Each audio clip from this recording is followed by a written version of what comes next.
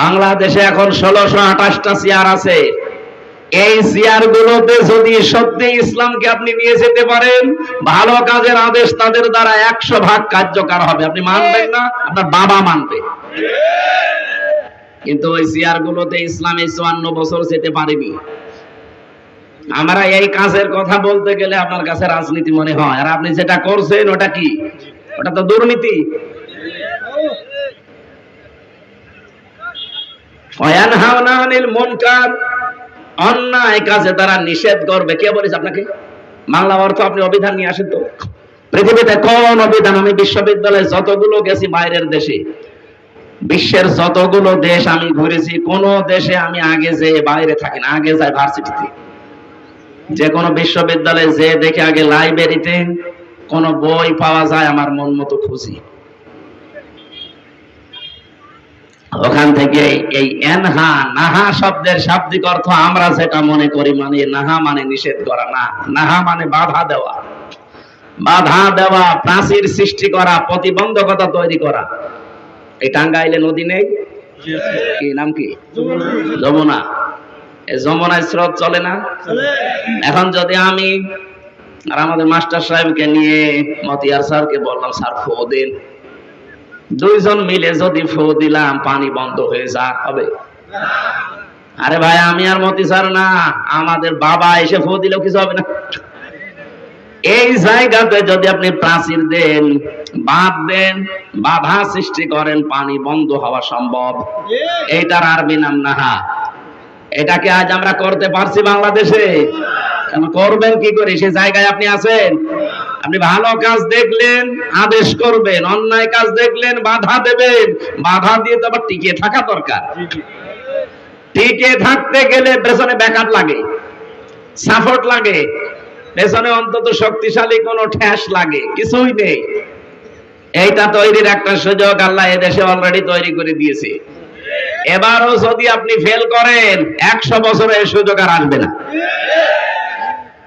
আগস্টের 5 তারিখের আগে বাংলাদেশে মাত্র 100 জনের 15 জন বলতো আমরা ইসলাম এদেশে কায়েম দেখতে চাই, মাত্র 15 জন। আর এই যে এখন মে মাসের আজ 21 তারিখ, 15 তারিখের রিপোর্ট দেখেন, আন্তর্জাতিক রিপোর্ট গুলো। আমি তো যা বলছি আন্দাজে না, সব দেখে শুনে পড়ে বুঝে তারপরে। এই 15 তারিখের রিপোর্ট দিয়েছে মাইক্রোসফট। খ্রিস্টানরা বানিয়েছে এটা, আমরা না। ওরা তো আমাদের জীবনের পক্ষে কথা বলে না, তারপরও এটা বলতে বাধ্য হয়েছে। 257টা দেশের রিপোর্ট এই বাংলাদেশ সম্পর্কে তাদের অবজারভেশনে। এই দেশে মাত্র এই 9 মাস কয়দিনে মানুষের ভেতরে যে জোয়ার তৈরি হয়েছে, এখন 100 জনের 77 জন মানুষ চাচ্ছে যে দেশে ইসলাম কায়েম হোক। 100 জনের কোথায় 15 জন? 9 মাসে যদি 77% হয়ে যায়, আর কিছুদিন যেতে দেন, এই দেশের 100 জনের 100 জন মানুষ বলবে আমরা এই দেশে ইসলাম চাই। গোবিন্দ পরামানিক হিন্দু, সে বেটা পর্যন্ত গত বর্ষদিন জানিয়েছে দেশে ইসলাম যদি কায়েম হয় তাহলে আমরা নিরাপদে থাকতে পারবো। এমনকি পৃথিবীর নিকৃষ্ট মানুষ যে 6 জন, তার ভেতরে মোদি 2 নম্বরে। পৃথিবীর এখন সবচাইতে নিকৃষ্ট মানুষের তালিকা আপনি গুগলে সার্চ দেন, 1 নম্বরে নাম পাবেন নেতানিয়াহু, 2 নম্বরে নাম পাবেন মোদি, 3 নম্বরে যেটা পালিয়েছে ওইটা।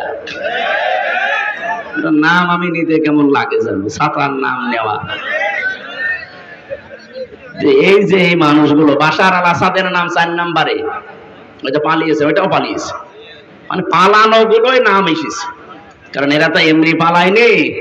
ঠেলার নাম বাবাজি। বিড়াল অত সহজে গাছে ওঠে না, কি কথা বলে না কেন?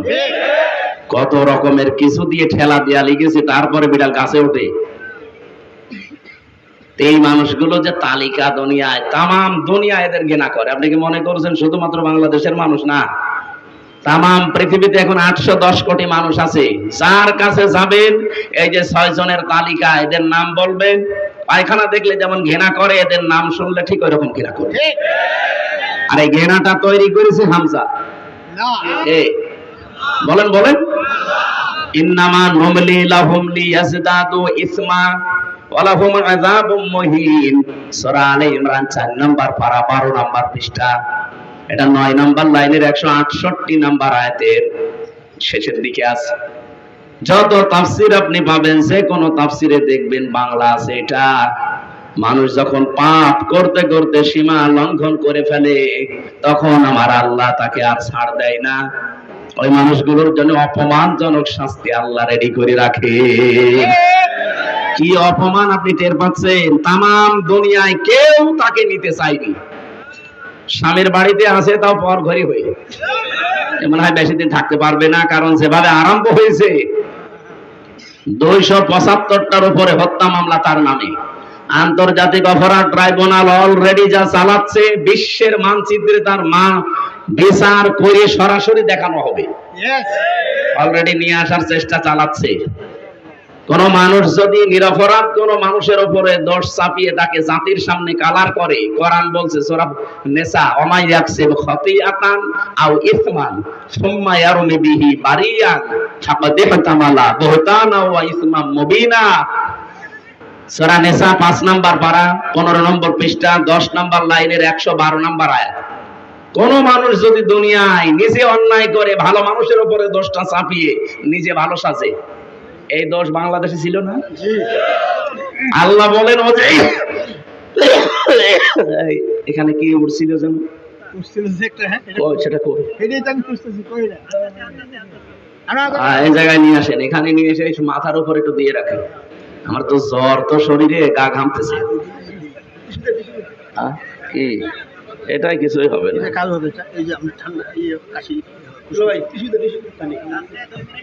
না ঠিক আছে। গা ভেতরে ঘামতেছে তো, ওইটা দিয়ে এখানে একটু দিয়ে দেন 2-4 মিনিট, এরপরে সরিয়ে ফেলেন। কই সেটা কই? সুবহানাল্লাহ আলহামদুলিল্লাহ লা ইলাহা ইল্লাল্লাহ সুবহানাল্লাহ আলহামদুলিল্লাহ লা ইলাহা ইল্লাল্লাহ সুবহানাল্লাহ আলহামদুলিল্লাহ লা ইলাহা ইল্লাল্লাহ। এই কোথায় এত দেরি হয় কেন? এটা আসতে আকাশে গেছে উঠতে। সুবহানাল্লাহ আলহামদুলিল্লাহ লা ইলাহা ইল্লাল্লাহ সুবহানাল্লাহ আলহামদুলিল্লাহ লা ইলাহা ইল্লাল্লাহ সুবহানাল্লাহ আলহামদুলিল্লাহ লা ইলাহা ইল্লাল্লাহ লা ইলাহা ইল্লাল্লাহ মুহাম্মাদুর রাসূলুল্লাহ। টাঙ্গাইলবাসী, এটা যেহেতু রেকর্ড হচ্ছে, এই ফাঁকে একটা কথা বলি 1 মিনিটে। এই 4টা শব্দের বাইরে কোনো শব্দ নেই জিকিরের। যদি জিকির করতে চান, ইবাদত মনে করে এই 4টা শব্দ দিয়ে করবেন। সুবহানাল্লাহ, আলহামদুলিল্লাহ, লা ইলাহা ইল্লাল্লাহ, আল্লাহু আকবার। কথা বোঝা গেছে? এর বাইরে যদি কোনো পীর সাহেব, কোন আল্লাহর ওলি আপনাকে জিকির দেয়, মনে করবেন ওইটা জিকির না, ওইটা ওর দরবারের ফিকির। বহু দরবারে এর বাইরে জিকির নেই। এক কথা বললেন না?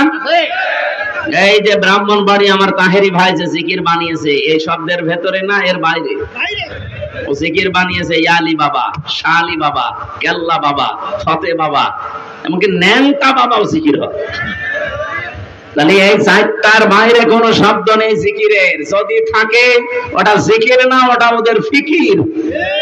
আপনি ইসলামের ভেতরে কিছু নতুন করে দিতে পারবেন না, তাহলে আপনি কাফের।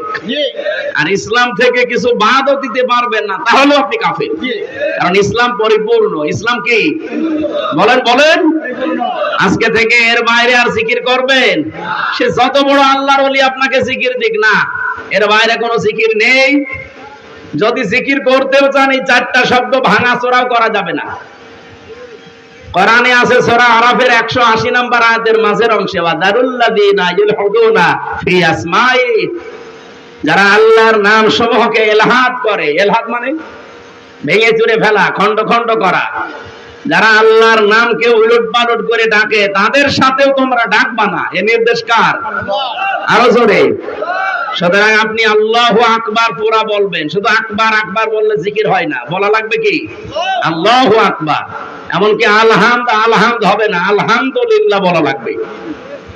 সুবহান সুবহান জিকির হয় না, সুবহান আল্লাহ বলা লাগবে। লাইলা লাইলা জিকির নেই, লা ইলাহা ইল্লাল্লাহ। কথা বোঝা গেছে নাকি বলে? নাকি আমি হাদিস বানাবো এখন?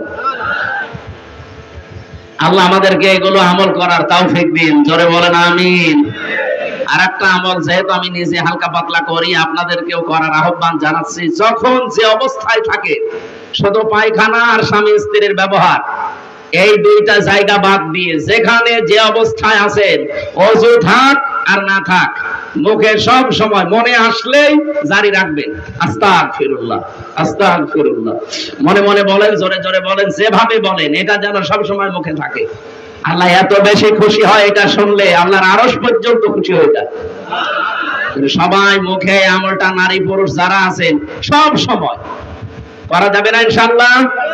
আমার তো মুখে মনে আসলে এইটা আসে আগে, সে যেখানেই থাকি, গাড়িতে থাকি, বাড়িতে থাকি, কোন জায়গায় বসে আছি, আনমনা হয়, এই শব্দটা মনে চলে আসে। আমি যেহেতু নিজে একটু মানি হালকা পাতলা, আপনাদেরকে আহ্বান জানালাম, আশা করছি এটা মেনে নিলে সবার কাজ হবে ইনশাআল্লাহ। আমার ভাইরা, যেহেতু আমরা পরিচিত হয়েছিলাম ওই ক্লাসে, ওখানে আল্লাহ আলু পটল সিঙ্গা এগুলোর নাম শেখাননি, শিখিয়েছিলেন যত ভালো কাজ, যত অন্যায় কাজ, সবগুলো ওই ক্লাসে আমাদের আদি পিতা আদমকে আল্লাহ একদিনেই এক ক্লাসে শিখিয়ে দিয়েছিলেন। আমরা তার সন্তান হিসাবে ওই কাজটা ওখান থেকে জানি। লেখাপড়া না করলেও আমরা কিন্তু জানতে পাই যে কোনটা ভালো কাজ, কোনটা মন্দ কাজ। ভালো কাজের আদেশগুলো দেওয়া লাগবে, পরিচিত কাজ।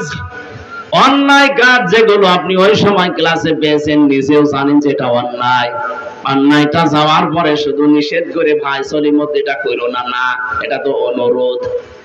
অন্যায় কাজের নিষেধ করার জন্য বাধার প্রাচীর তৈরি করা লাগে। আর বাধা দিতে হলে পেছনে ব্যাকআপ লাগে। কিছুদিন আগে এই যে জেলে গিয়েছিলাম, 3টা বছর ছিলাম। তার আগে 20 সালে প্রথম দিকে আমার গ্রামে, কুষ্টিয়ার হালসা আমার গ্রামের বাড়ি, ওখানে একটা জেনার ঘটনা ঘটেছিল। বিবাহিতা মানুষেরা জেনা করে ফেলেছে, সাক্ষীও আছে।